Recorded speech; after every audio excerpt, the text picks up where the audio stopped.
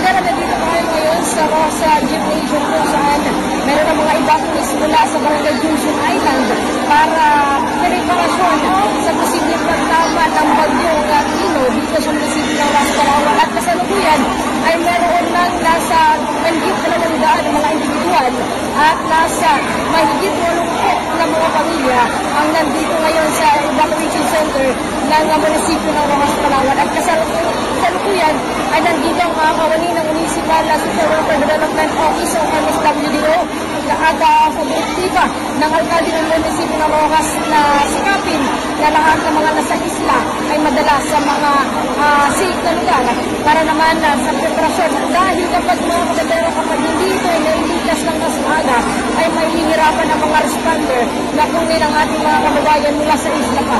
So kanina pa lang, alas 5 ng hapon, ay pinunta na dito sa evacuation center ang mga taga-isla mula sa Junction Island. At yan muna muling update mula dito sa Bano Rojas para Disco de Pasta Radio, Ivan Ramo.